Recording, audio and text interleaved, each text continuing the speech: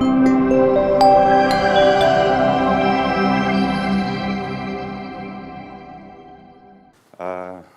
morning, everybody. I'm Kostas Tsigianopoulos, coming from the HCMR in Crete.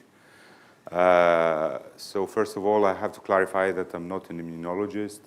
So I did my best to learn the lesson that my scientific partners prepared. So just a few words to see that the sea bream together with the sea bass are considered the two most important species for the Mediterranean aquaculture, constituting something like 80% of the production.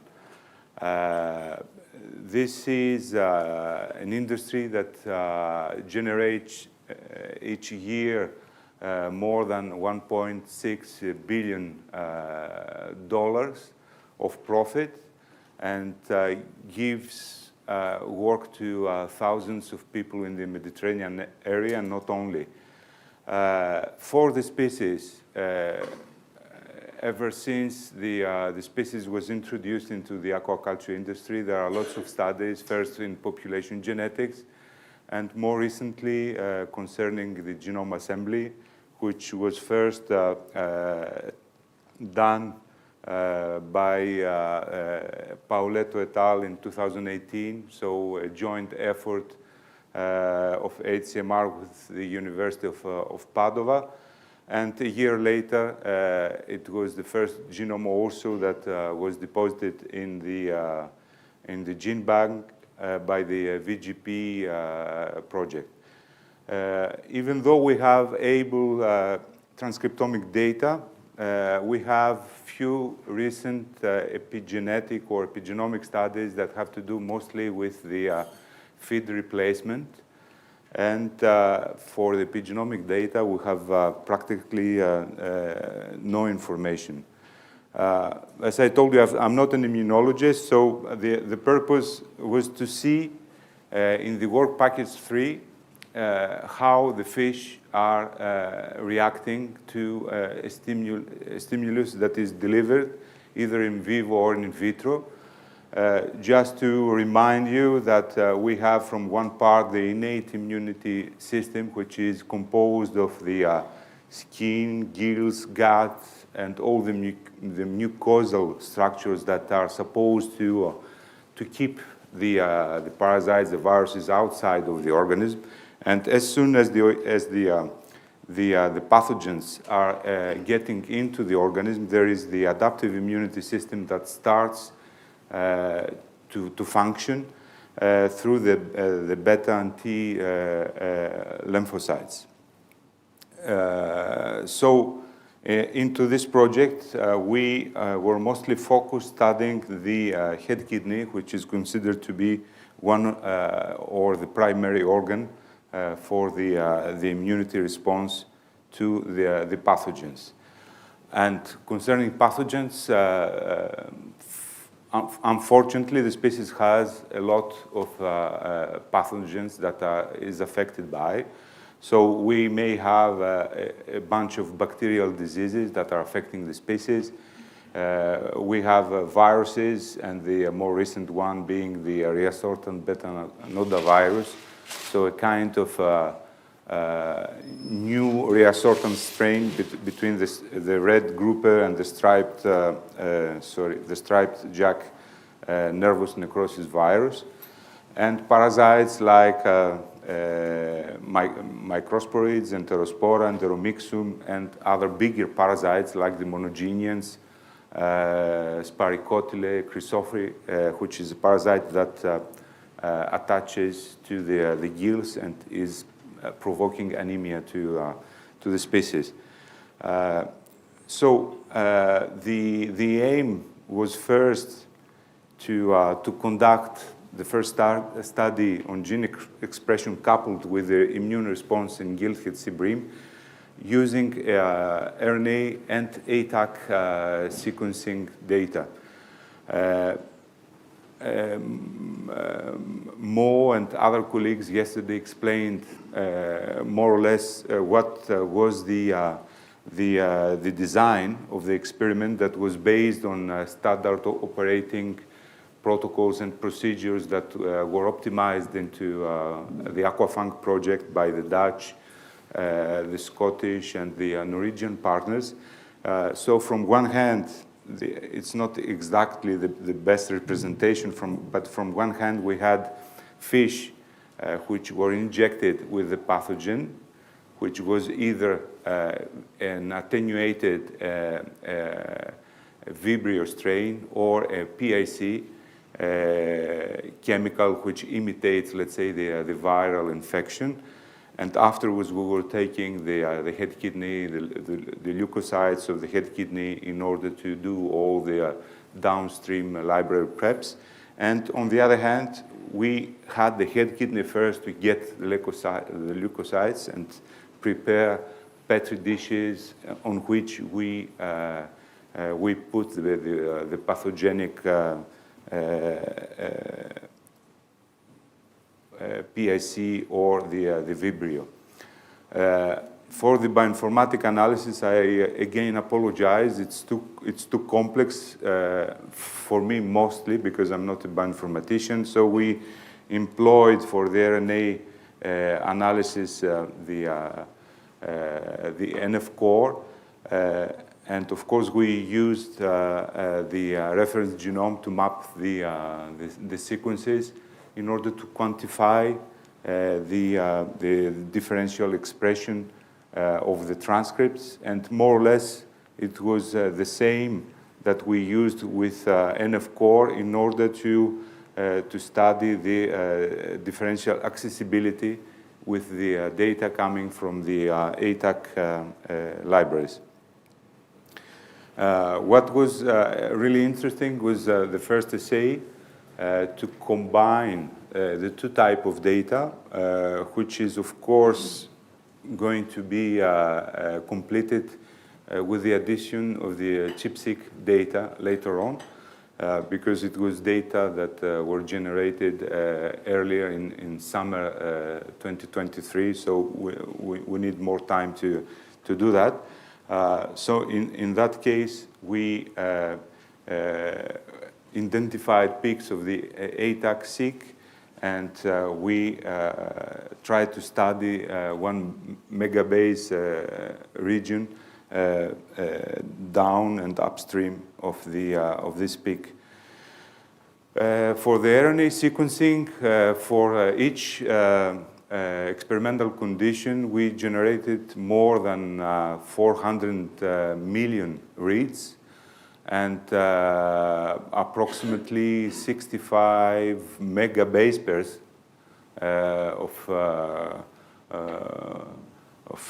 of data. And we can see in this slide that we have a very big number of differential expressed transcripts concerning Vibrio.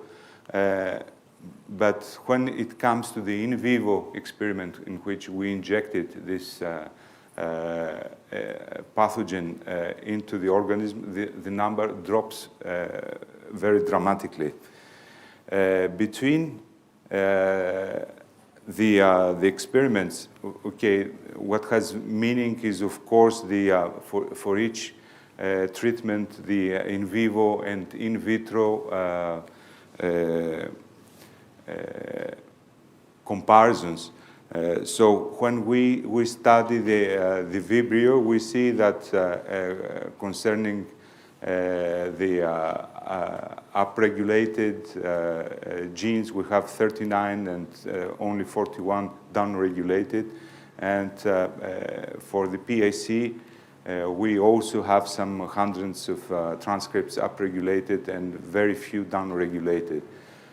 In these volcano plots, we see the upregulated transcripts in red and the downregulated in blue, and the same for the in vivo experiments in orange and green, respectively.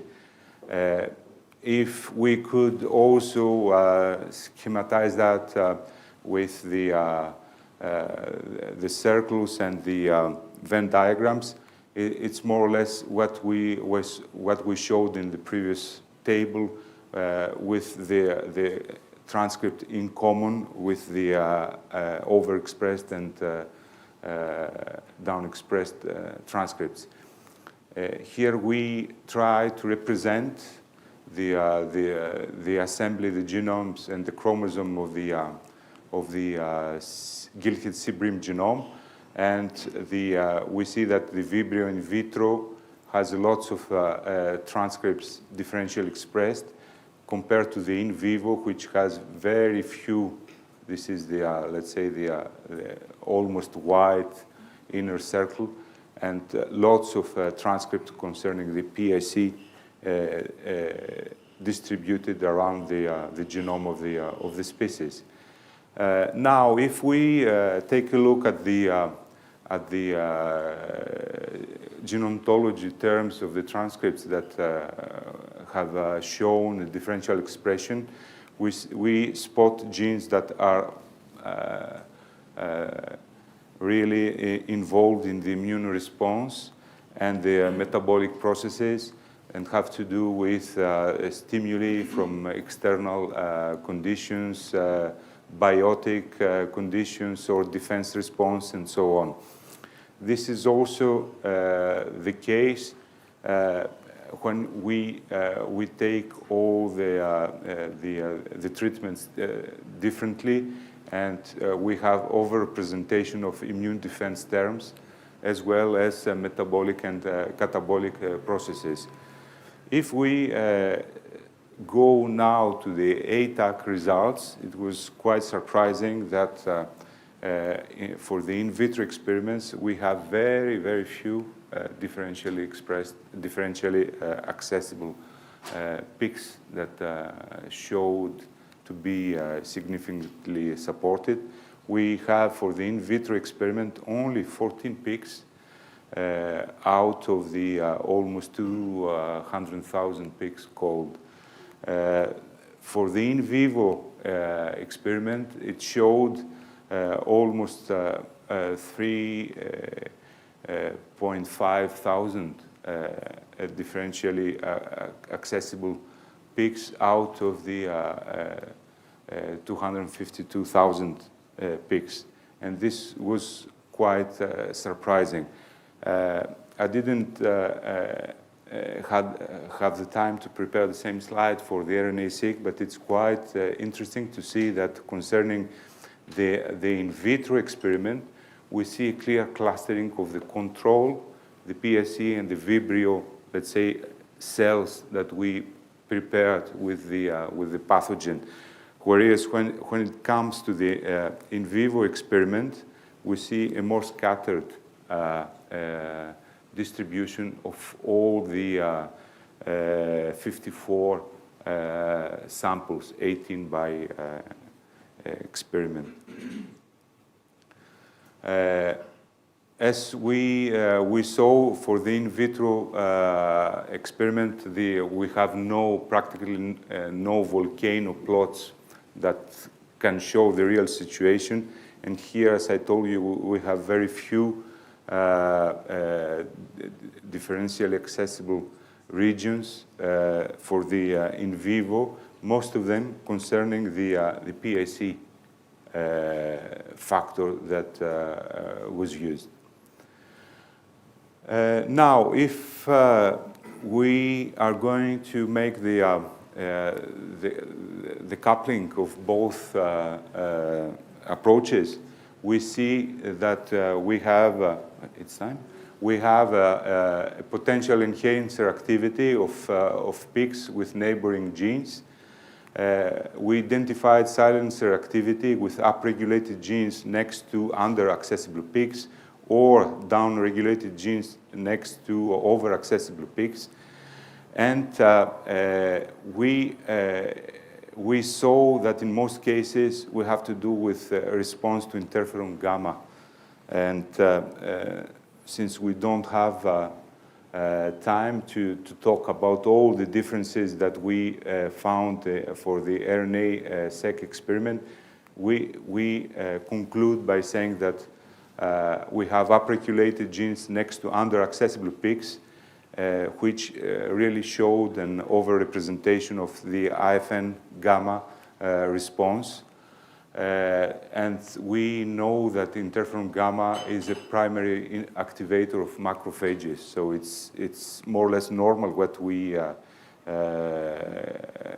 we saw, stimulating natural killer cells. And these are the main conclusions. So we are happy to be part of this joint effort. We have worked a lot, but we have also been lucky and working for the first time with these approaches, the ATAC-seq and ChIP-seq. I also like to thank the coordinator of the project, Dan, Matthew, and especially Luca and his team, because we collaborated a lot and exchanged the protocols in order to optimize. And it's still the ChIP-seq integration that remains to be done. And these are the main collaborators. So it's let's say, the bioinformatic people with Teresa Manoussaki, Machi Papadopoulou, and Vasilis, and all the people that have really worked hard in the lab to provide all these results. Thank you.